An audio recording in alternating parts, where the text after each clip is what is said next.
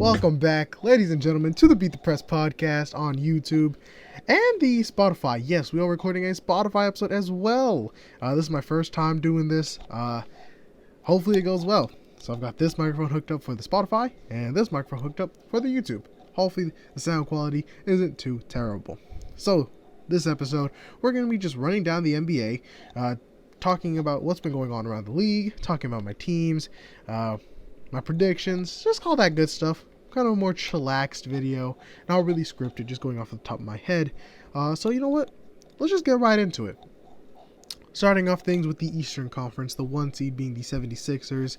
There are 22-12. Joel Embiid is probably the MVP frontrunner. He's played absolutely phenomenal this season.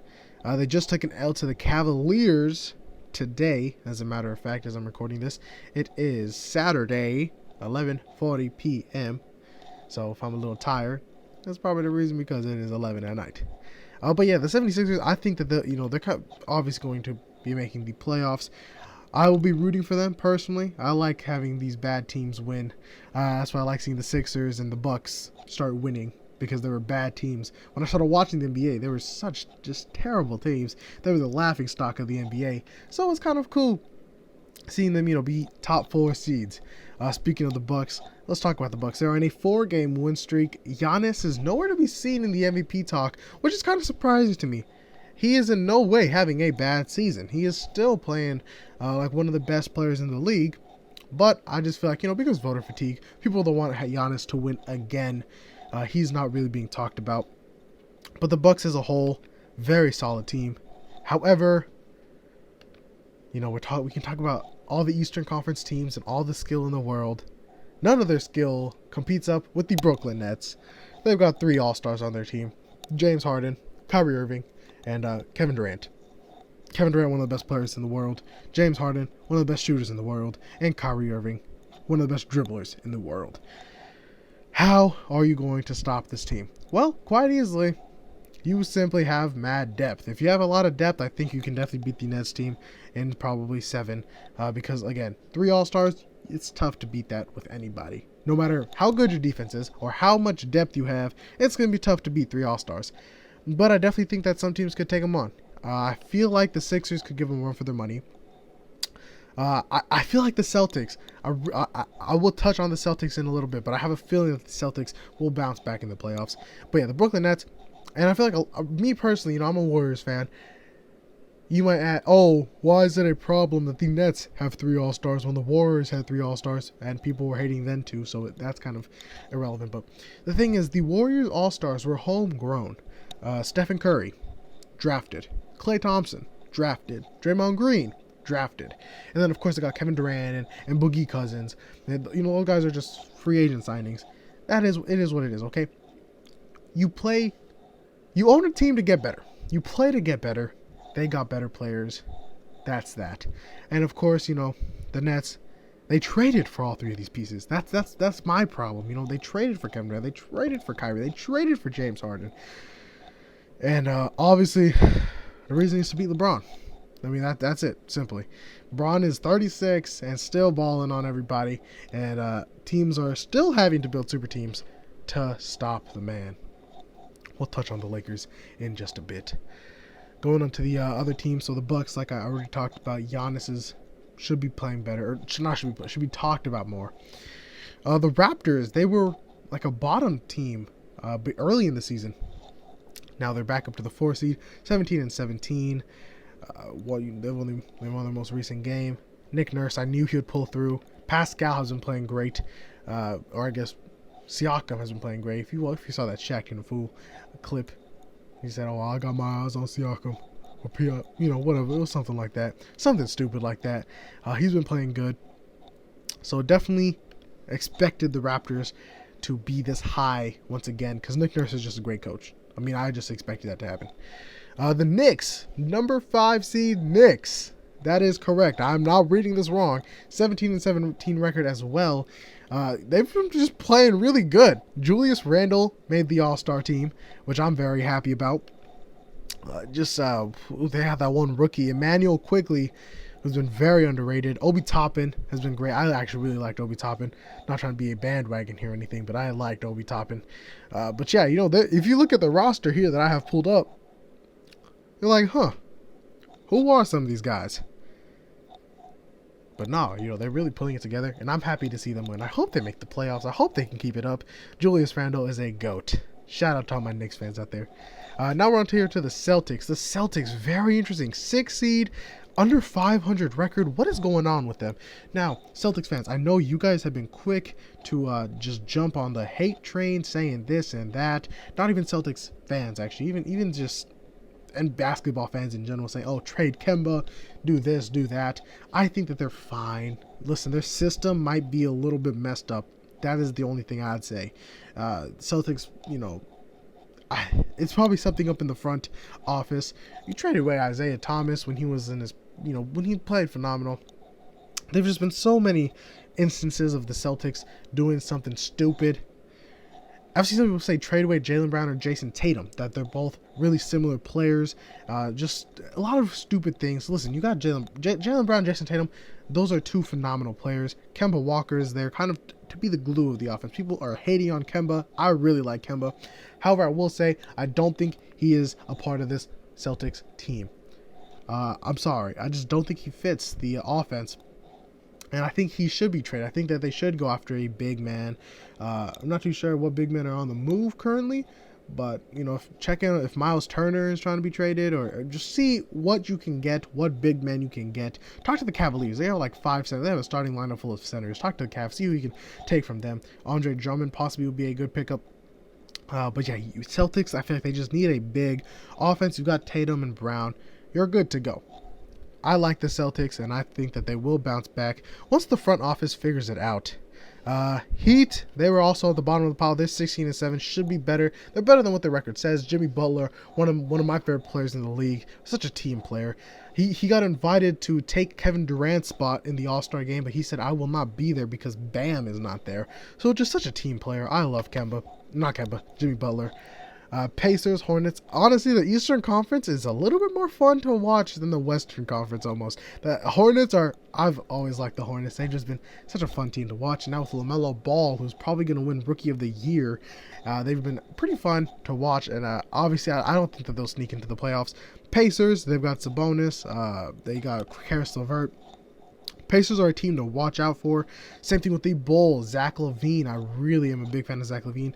I personally think they should trade him away, probably to like the Heat or even the Knicks. Now, when you hear trade rumors with the Knicks, it's actually something meaningful because Knicks need another star, I feel like, to take a deep playoff push. That's enough talk about the Eastern Conference. Now let's head over to the Western Conference, the so-called more competitive conference, which is probably true. I feel like anybody can make these playoffs. I mean, just looking at these records, one all the way down through probably 11 or 12 can make the playoffs. You got even the Rockets at the 14 seed. They've got that man Christian Wood, who I know he got injured. I'm not too sure if he's still hurt. But yeah, I really am a big fan of Christian Wood. Same thing with John Wall. John Wall has also been very phenomenal for the Houston Rockets, which I'm happy to see. I like John Wall. When he was with the Wizards, he got traded. I thought the man was washed. He tore his Achilles, twice? It was 2 bad injuries. I don't know how it happened. I thought this man was not going to come back and be as good as he is, but he obviously proved me wrong. You've got the Lakers, the reigning champs, at the 3 seed. They have not been performing well without their star man, Anthony Davis. LeBron is still doing his thing, though. However, without Anthony Davis and without Dennis Schroeder, it's really tough to win games. I thought the team had more depth than they did. Watching them, they kind of look lost out there. They just really need to pull it together. And I think once playoff time comes around, after All-Star break, I think Lakers are going to come back on top. LeBron he does not want to lose. And, you definitely see that. I think Lakers will be fine. 1 seed, the Jazz, very surprising, and they're 1 seed by 3 games, so that is definitely shocking. The Jazz, a lot of people say, oh, Donovan Mitchell, he's like the sunshine boy, you know what I'm saying? He gets talked about the most, but really I feel like Rudy Gobert is the reason for the Jazz's success. I don't know why. He just offers so much more defense. And yeah, he is a pure center. I'm a big Rudy Gobert fan. I like Rudy Gobert. I hope he probably wins Defensive Player of the Year. He's the reason for these Jazz success. They don't even have double-digit losses yet. They have 7 losses. Very surprising. However, I still don't have them as my title favorites. They'll probably lose in the first, second round, as per Jazz fashion. Sorry, Jazz fans out there. I like you guys winning. I just don't see them making a deep playoff push. Possibly the Western Conference Finals, though. Clippers at the 2. The 3. The Clippers, Lakers, they're going to be up there. Jazz is the surprising team. 4 seed Suns. Let's go. I've been a huge advocate for the Phoenix Suns and Devin Booker for so long, and now they're finally succeeding, and I love to see it. My brother, who's just sitting over there, is a Devin Booker, anti-Devin Booker. He's an anti-Devin Booker fan. He hates Devin Booker. He says this and that about him. Not too sure why. I don't know how you can hate on Devin Booker, one of the most fun players to watch in the league. But now, hey, they're winning, and hopefully they can make it to the playoffs, so that can shut him up. Am I right? Spurs are still good. A 5 seed. Trailblazers on a 4-game losing streak. People are still trying to say Damian Lillard is better than Stephen Curry, which is absolute blasphemy to me. Speaking of Stephen Curry, the Warriors are the 7 seed. And for not having Klay Thompson, I love it. The Warriors team is so fun to watch. James Wiseman has been absolutely phenomenal. Andrew Wiggins and Kelly Oubre Jr. are 2 guys who have really stepped up since the beginning of the season. Personally, I thought that they were not good, and I thought that we would probably trade them away. But Oubre has really stepped up his slashing. Oh my gosh, the dude's slashing game is off the charts. Wiggins is he's kind of, I'll say, a consistent shooter. If he's open, I would say, yeah, he's going to make that shot. I just love the team right now, and if they had Klay, honestly, they could probably be a top 4, top 5 seed in the West. So next year is sure going to be something. Draymond had 19 assists the other day. I mean, it's just everything is coming together, and I'm happy to see the Warriors start winning again after what we had to witness last season. Nuggets and Mavs at 8 and 9 respectfully. I'm really confused on this, honestly. Everyone came into the season, Luka Doncic is my MVP favorite. Luka Doncic. Where is he? What is he doing? He had a slow start, and I believe he's picking up now. They had a 500 record. The reason why I still kind of like Luka is because he's self-aware. He knows that he needs to improve, and he knows where he needs to improve on. He's been very open about that, so I definitely respect the kid. Still like the Mavs. I heard that they're shopping Kristaps Porzingis. I heard they're shopping it, and then Cuban said that they're not, so it's kind of confusing.